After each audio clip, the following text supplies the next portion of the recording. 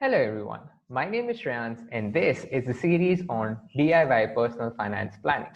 In the last video, I talked a little bit about the basic questions of financial planning. I also shared a little bit about the different elements or aspects of personal finance and also shared the roadmap that I have in my mind with regards to this series and that you can use to do your own financial planning. So if you haven't watched that video, you can go back and watch that. Starting with this video, we are going to put that plan into action and we start with the first step. The first step is to audit a current financial situation. Now, what do I mean by this? By this, I simply mean that we are going to understand a current financial situation where we currently stand, right? And what it basically includes is writing down few key things about the different aspects of personal finance that we discussed earlier, right? So please take this as an exercise and I would request you to probably open an Excel workbook and start doing this exercise alongside, because it doesn't matter what anyone explains. What really matters is if we are able to do this, and because we have to put that plan into action, right? You could also do this on a pen and paper, but I would really suggest you to do this on an Excel because we can also use it later when we start making the financial plan. All right, so let's start. The first aspect, income. So there are a few things that I want you to write down about your income, starting with the obvious, which is amount, and write down the monthly amount. The second is the consistency or stability factor, right? By this, the simple question that I want to ask is how sure you are of getting whatever income that you're getting, right? What is the degree of stability or consistency in your income? The other aspect, important aspect, is fixed versus variable, right? So if we actually look at these two in tandem, what you would observe is that when you're in a job, you have more or less a fixed salary, which is also in most cases fairly consistent or stable, although there are a lot of uncertainties regarding jobs also these days. But yeah, on the other hand, if you are doing your own business or if you're a freelancer, then there are chances that there is a lot of variability with respect to the income that you're able to generate, right? And obviously there's lots of uncertainty about how much income you're going to get, right? So there are all sorts of factors at play there. So if there is some sort of doubt over the stability and if the amount is variable, I would request you to write down a range of incomes and also try to calculate the average that you've probably earned over the past few months, and also write down the sources of income. So probably for each source, you're going to write down these three factors, which is the amount, consistency versus stability, or fixed versus variable, right? If you do not have any income, which might be true for college students, then it's okay. Just write down that you don't have any income. And then we'll get to that when we start taking actions with respect to each of these elements of personal finance. The next one is assets, right? So with assets, you need to write down a few things, starting with the amount that you've invested. And we'll compare that with the current value of whatever investment that you made. And finally, we'll write down the category of the investment, right? So for example, there's stocks, mutual funds, bonds, simple assets that we use every day. Then there is also real estate, there's digital assets, so on and so forth. Although I would not expect a lot of people to have all different kinds of assets. But yeah, whatever assets you have, write down the amount that you've invested, write down the current value, and also write down the category. There's one more thing. A lot of times what happens is that our parents also make certain investments on behalf of us, right? For example, they might purchase a policy when you were young and which might mature when you come in your 20s, right?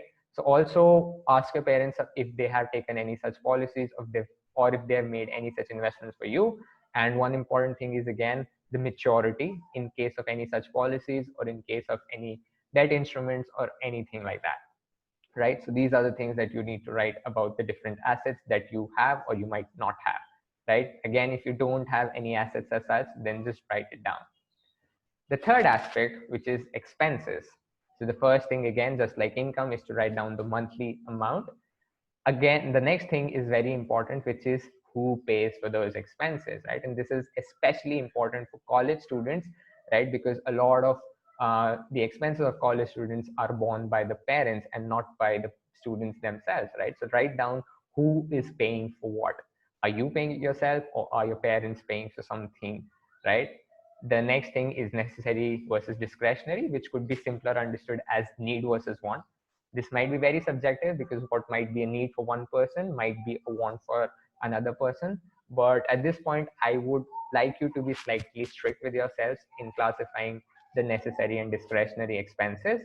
And in case that you don't have a fixed amount or you don't know exact amount, then just make some sort of an estimate, but you need to have at least some idea. We'll also move this towards an accurate understanding of our expenses when we get to the activity, the actions that we have to take. But for now, just write down whatever best estimate that you can make. And another thing, which is planned expenditures. So any amount of money that you know that you're going to spend sometime in the near future, this could be a college fees, or this could be about anything that you're going to buy, like a laptop or a mobile phone or even a vehicle. So if you have any planned expenditures that you know, and you know when you're going to incur them, probably 6 months, 12 months or anything, write that down. That's also very important. The next is liabilities, right? So with the liabilities, the first thing that you need to write down is the amount, the total amount that's outstanding. Second is the interest rate that you're paying on whatever debt that you have taken. The third is the monthly installment that you pay. And finally, make some sort of payment timeline, because this is usually there in loans, right? With something like a credit card, the cycle just continues and continues. So if you have any sort of debt, then just try to write down all the information that you have, right? And we'll see later if there is something that we need to do about any liabilities that we might have. If you don't have any liabilities, then please be very happy. The next thing is taxes. So with taxes, we have three things. The first one is the taxable income, right? Even if you're a student and you think that you don't have any taxable income, ask your parents about this. The reason I'm saying this because a lot of times our parents might get some income in our accounts in order to manage the overall tax liability of the family. So talk to them and understand from them. The next one is the tax paid in the most recent financial year, whatever amount of tax paid. And along with the tax paid, also the deductions that you availed, right? If your taxable income was going above the threshold limit, so you take deductions naturally, which would reduce your taxable income, and then you have the tax paid as well. Along with the deductions availed, it would be also beneficial if you understand which were the deductions were available, but you did not take them. Last two, the first of them, which I like to call the foundational pillars of finance, personal finance, savings. So with savings, the first thing that you need to write is the total amount of savings, right? Remember that with income and with expenses, we wrote the monthly income and expenses, but with savings, it's preferable if you write down the total amount of savings that you have till now, right? The next one is emergency fund. So try to estimate the emergency fund. A good rule of thumb is probably like 6 months worth of income or 12 months worth of expenses.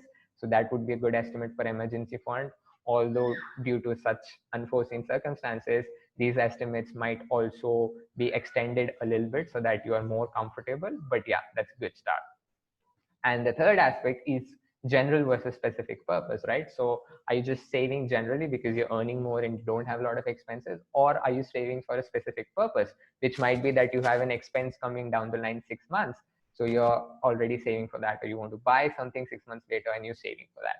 So also write down and try to separate these two. Try to separate the general savings versus the specific savings that you're doing.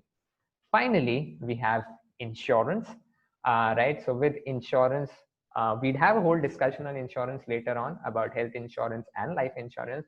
But for now, I just want to understand your current situation, which includes, first of all, the type of insurance that you have, the health and the life, the cover of insurance that you have, the premium that you pay. It could be a monthly premium, or it could be a quarterly or an annual premium. So just write down the amount of premium and also write down the duration, the payment. The third thing is individual or family, which is pretty common actually in health insurances, or you have a family cover, right? So just write that down as well. Any important terms and conditions, very obvious ones. If something's included or excluded, right? We'll get to the terms and conditions, the deeper into insurance later on, but anything that's very obvious and anything that's important, just try to understand that upfront before we get on to the specific actions, right? So finally, this is a chart. I just try to summarize all the things that you need to gather with respect to all of these 7 elements, right? So I hope this was helpful to you. I would really request you to do this exercise yourself, because it doesn't matter what I say. What really matters if you do this exercise yourself, because you have to be the financial planner of your life, right? It doesn't matter what anyone else suggests, right? So after this, once you do this exercise, we're going to also try to understand our family's financial situation, right? This might sound a little weird, or this might sound something that a lot of people don't really pay attention to, but understanding a family's financial situation is also very important to our financial plan. This is what we're going to do next. If this video made sense to you, if you felt that this exercise was helpful, then please encourage any of your friends also to take up this exercise, and stay tuned for the next video where we try to understand a family's financial situation and the impact of that on our financial planning. So yeah, that's it for today. I'll see you next time.